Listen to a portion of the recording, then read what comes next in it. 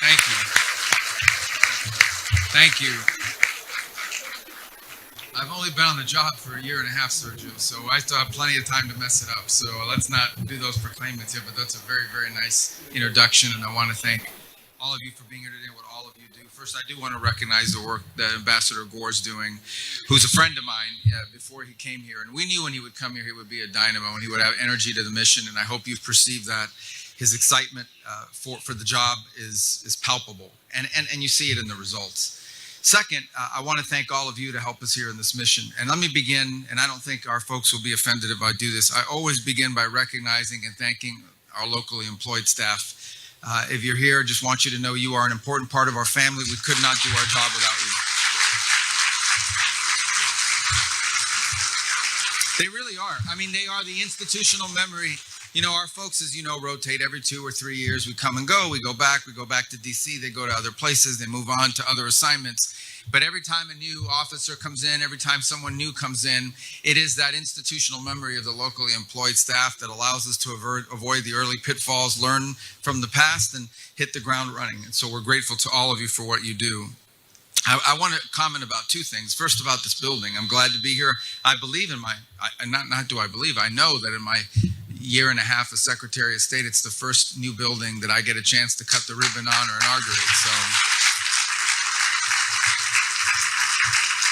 and obviously this facility, because of all the upgrades it provides us, it makes it easier for you to do the job. But I think, as Ambassador Gore outlined a moment ago, the building stands as more than just brick and mortar. It's more than just the structure. It is, I hope, a sign of our commitment to this important relationship between the United States and India. It is, this relationship between our two countries is at the cornerstone of our approach to the Indo-Pacific.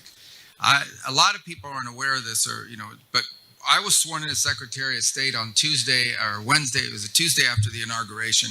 Within the hour, I was at the State Department, spoke briefly, as is tradition, in the lobby of that building to our staff, and then went immediately upstairs to the 8th floor. And my very first meeting officially as Secretary of State was a meeting of the Quad.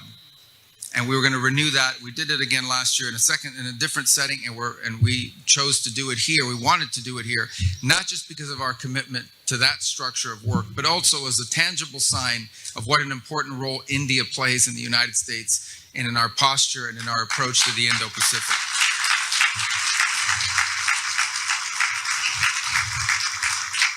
Anchoring that is the relationship between the President and the Prime Minister. It's a personal relationship that dates back to the first administration when the President had a chance to visit here, and it is carried over into this second administration, and you can just see the connection between them, and I think that's incredibly important. It is.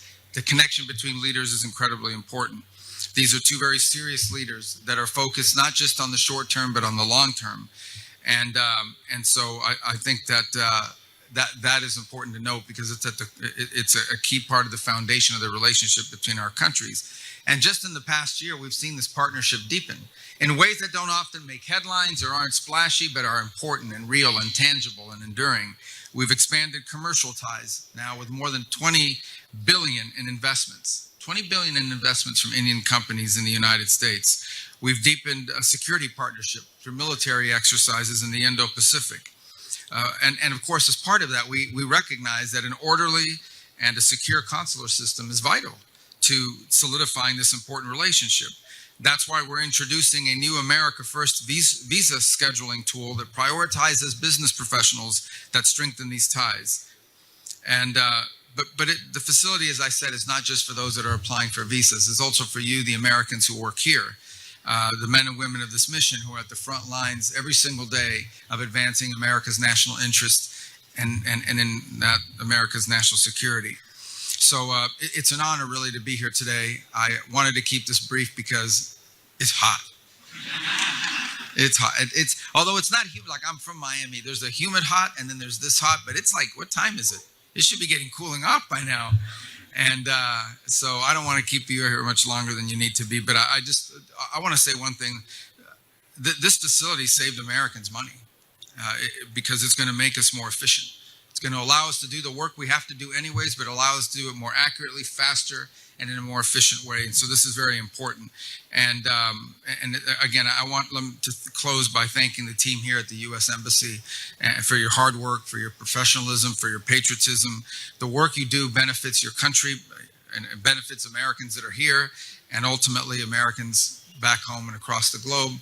And it is at the cornerstone of this important partnership between us and India, which, as I said, is an incredibly important one. And it's the reason why I'm here in this visit, to reaffirm those ties, to build upon them. And we think in the months ahead, we're going to have even more exciting and new announcements to make about the development and the strengthening of the relationship between the two countries. And all of you will be at the forefront of that. So thank you very much. Thank you.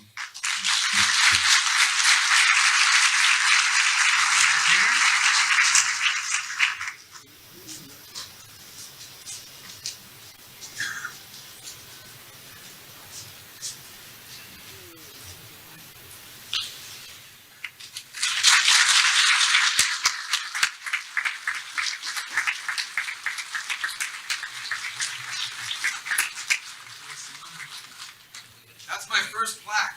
I was just saying, so like 100 years from now, when my great grandkids come visit India, they're going to see that plaque. It's going to be great. I love it. Thank you.